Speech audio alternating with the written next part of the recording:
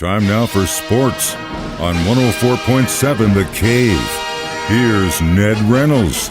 Mikey, intern Ned Reynolds in the studio on a Tuesday morning. Ned's got his shorts on, his flip-flops on, and he's happy it's almost 70 today. Break out the baseball bats. He's like, what the hell happened to winter? I don't care. Let's get to opening day as quickly as possible. Well, we're not talking about baseball anytime soon. We're going to talk about football. And we're going to talk about a guy who has officially come to the end of his tour of the AFC West, Melvin Gordon. He's now a Kansas City Chief. He is indeed. He is signed with the practice squad. He has not been elevated to the 53-man roster yet. But why would the Chiefs get a guy like Melvin Gordon? Well, quite honestly, insurance. I'm not sure that Kansas City's entirely sold on their running backs for the rest of the year. And should something catastrophic happen, God forbid, Melvin Gordon would be right there. He's still a quality running back. He just can't do it as much as he used to in his days at Wisconsin and in his days with they were the San Diego Chargers when he played for them, and then most recently with the Denver Broncos. And he had some pretty good years with Denver. But apparently he got into some kind of a disruption with the Broncos this year and didn't play very much and had some injuries. And, well, he was found expendable by the Denver organization and let go, so the Chiefs have picked him up, and again, they've signed him to the practice squad. He'll be a pretty good level of insurance for them. He should be, and again, this is just like with your fantasy team. You don't necessarily need all those running backs on your bench, but you know what? As fast as they go down, see also San Francisco recently, you need them, and insurance is a good thing, especially in this league, but also hopefully he can hold on to the ball. All right, last night, Monday night game, two teams that were kind of mad, except for one of them beat the Chiefs. I still can't believe we lost to the Colts. They lost to the Steelers 24-17. Yeah, and this really ends, in my opinion, Indianapolis's possibilities, I should say, for any kind of postseason. They and the Pittsburgh Steelers share the same record now at 4-7, and that's not going to get them anywhere. So I think you can probably count those teams out.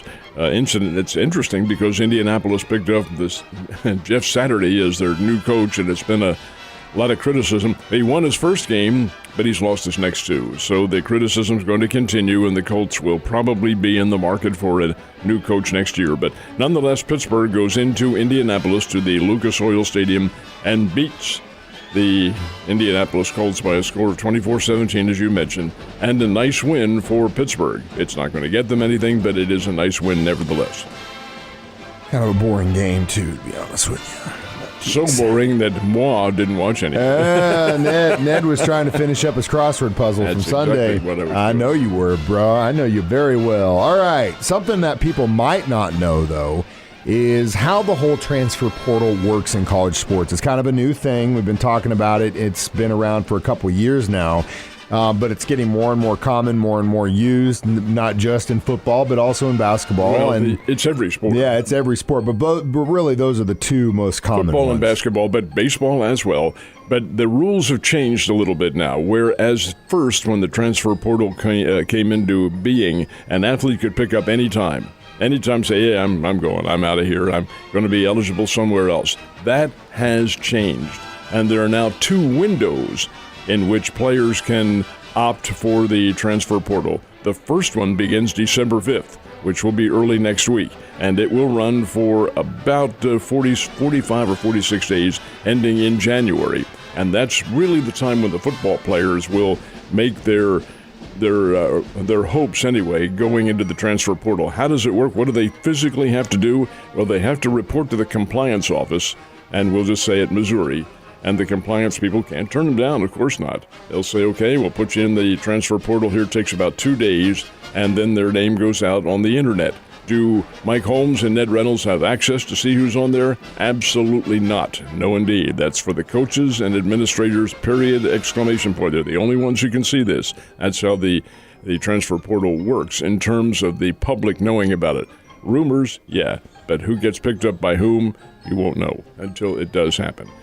Then the other window will open up in the spring. That's May 1st through May 15th. And they'll have that period of time. These are mostly for baseball and for basketball players wanting to go to another school somewhere along the line. I found it very interesting that the Bears played a game on Sunday down in Nassau in the Bahamas, and the leading scorer for Oakland University played for the Bears last year, Keaton Hervey. But he quit He quit the team in February, said, okay, I'll wait until the end of the spring semester, and transferred. I didn't know where he transferred, but it was to Oakland University.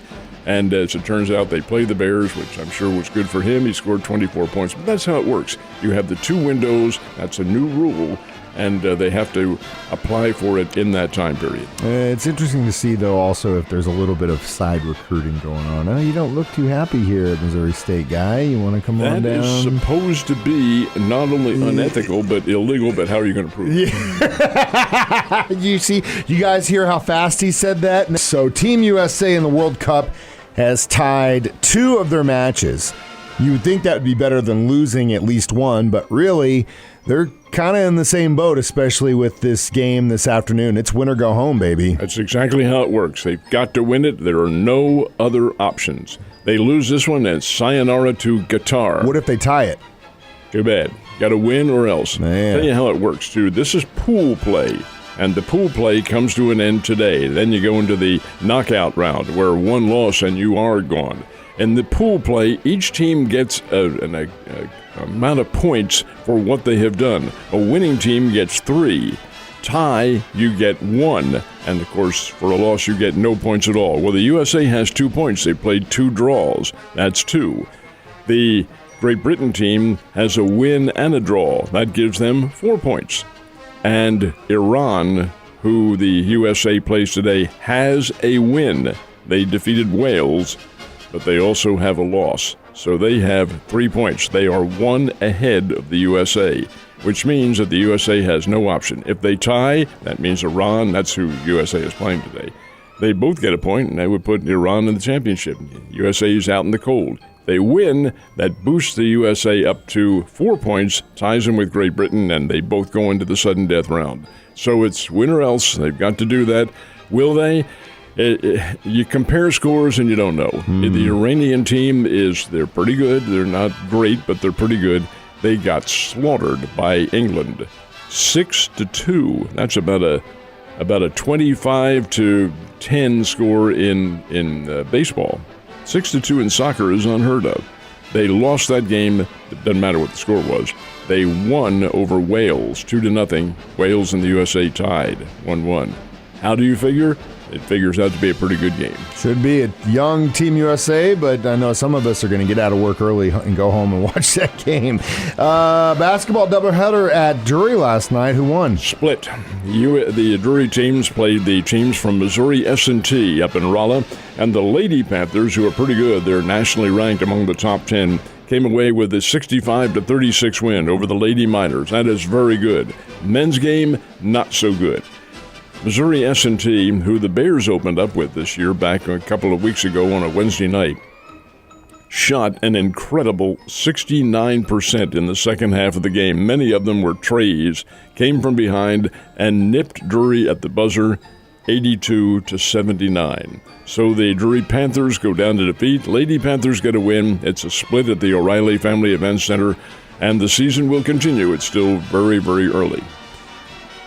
Houston's been kind of scratching the surface to get into that top spot for the last couple of years. You see them, especially when it comes around to March. They're always one of those teams you got to watch out for. They're finally now number 1 in college basketball, but it's taken a while for them to get there. How about since 1983? Whoa! That's the last time they were number 1 team in America. This is Houston University. Back then, and I doubt that many in the audience remember this because that's a long time ago, but Guy Lewis was their coach.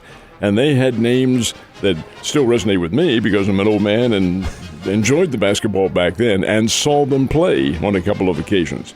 Oh, Clyde Drexler. He was one of those stars. Clyde Drexler was a great player. Larry Michaud was a great player. Michael Young. These are all All-America players. But the big name on the team, the man who was the most imposing force of all, Hakeem Abdul-Olajuwon. And that team, that 1983 team, played Mizzou in the regionals the year before up in St. Louis and took Mizzou out in a big surprise.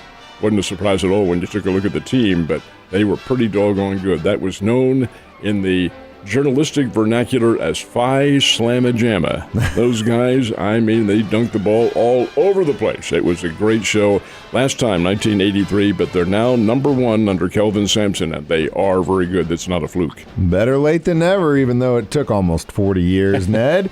Let's not date ourselves. You have a great Tuesday, and I'll see you tomorrow.